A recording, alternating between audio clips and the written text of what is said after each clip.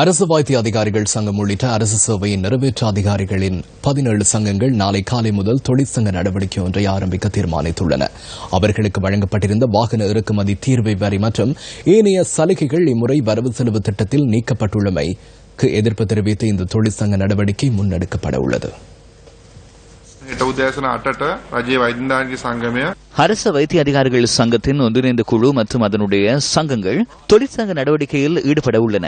எனினும் அவசர சேவைகளை முன்னெடுத்து செல்வதற்கு நாம் தீர்மானித்துள்ளோம். அத்துடன் ஸ்ரீமாட்டி ரிஜ்வே வைத்தியசாலை, காசல் மகப்பேற்று வைத்தியசாலை, டிசோய்சா வைத்தியசாலை, புற்றுநோய் வைத்தியசாலை, பண்டாரநாயக்க சிறுவர் வைத்தியசாலை என்பவற்றில் தொழிற்சங்க நடவடிக்கை முன்னெடுக்கப்பட மாட்டாது. இறுதி தருணத்திலாவது இதற்கு சிறந்த தீர்வு கிடைக்கும் என எதிர்பார்க்கிறோம். அகில இலங்கை சேவைகள் ஒன்றிணைந்த சங்கத்துடன் கலந்துரையாடி இணக்கப்பாடு ஒன்றை பெற்றுக் கொண்டால் மாத்திரமே இந்த போராட்டத்திற்கு தீர்வை பெற்றுக் கொள்ள முடியும். எமக்கு இதுவரை அரசாங்கத்தின் பொறுப்பு கூற வேண்டிய தரப்பிலிருந்து பதில் எதுவும் கிடைக்காமை காரணமாக நாளை எமது அதிகாரிகள் சுகவீன விடுமுறை பெற்றுக் கொள்வர்.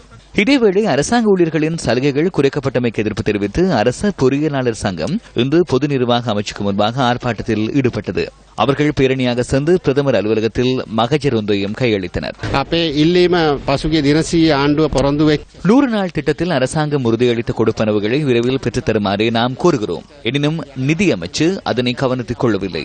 அதன் காரணமாகவே எதிர்ப்பு நடவடிக்கையில் ஈடுபட்டுள்ளோம். அதன் பின்னர் எமக்கு தீர்வு கிடைக்காவிடின் ஒரு வாரத்தின் பின்னர் தொழிற்சங்க நடவடிக்கைக்கு செல்ல உள்ளோம். அதேபோது அரசாங்க ஊழியர்களின் பொது பணி பகிஷ்கரிப்புடன் நாளை இணைய உள்ளோம். வாகன இறக்குமதி அனுமதி பத்திரத்தை ரத்து செய்தமைக்கு நாம் எதிர்ப்பு தெரிவிக்கிறோம். கல்விக்காக அதிக நிதியை ஒதுக்குவதாக அரசாங்கம் கூறியிருந்தது.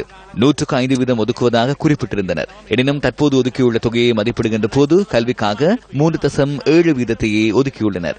அதேபோன்று மேலும் சில விடயங்களை நன்கு ஆராய்கின்ற போது 2.72% கல்விக்காக ஒதுக்கியுள்ளமையை எம்மால் கண்டுகொள்ள முடிகிறது.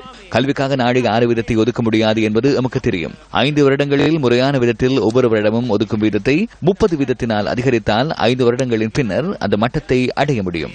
வாகன புகை பரிசோதனை கட்டணம் அதிகரிக்கப்பட்டமைக்கு எதிர்ப்பு தெரிவித்து பாடசாலை மாணவர்களை ஏற்றி செல்லும் வாகனங்களில் இன்று கருப்பு கொடி பறக்கவிடப்பட்டிருந்தது.